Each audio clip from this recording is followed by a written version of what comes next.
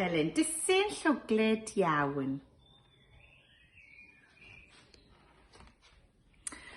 Yng ngolau'r lleuad, gorweddai wy bach ar ddeilen.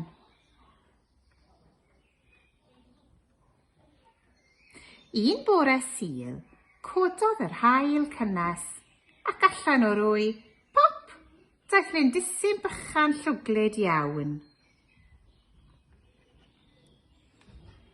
Dechreuodd chwilio am dipyn o fwyd.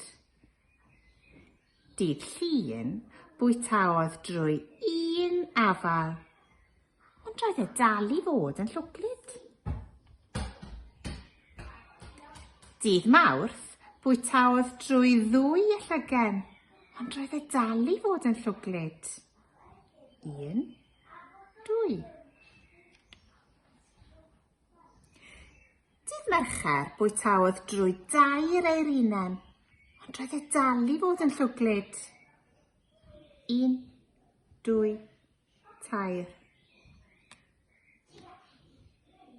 Dydd Iau bwytaodd drwy 4 mefusyn, ond roedd e'n dal i fod yn llwglyd. 1, 2, 3, 4. Dydd Gwener bwytaodd drwy 5 oren, ond roedd e'n dal i fod yn llwglyd. 1, 2, 3, 4, 5.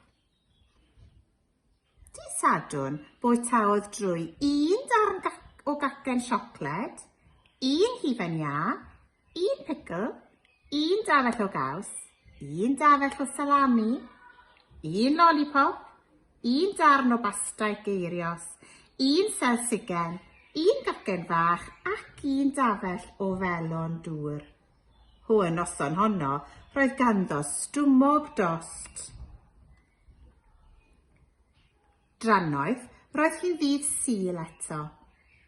Bwytaodd y lindysyn drwy 1 ddeilen werdd hyfryd ac ar ôl gwneud hynny, teimlai'n well o lawer. Doedd e ddim yn llwglyd bellach, a doedd e ddim yn lindysyn bach chwaith.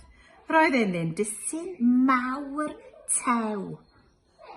Adeiladodd dŷ bychan o'r enw Cocŵn o'i gwmpas. Arhosodd ynddo am bythefnos neu ragor. Yna aeth ati gnoi twll yn y cocŵn a gwthiodd ei hun allan ohono ac roedd e'n lwyn byw lliwgar. Y diwedd.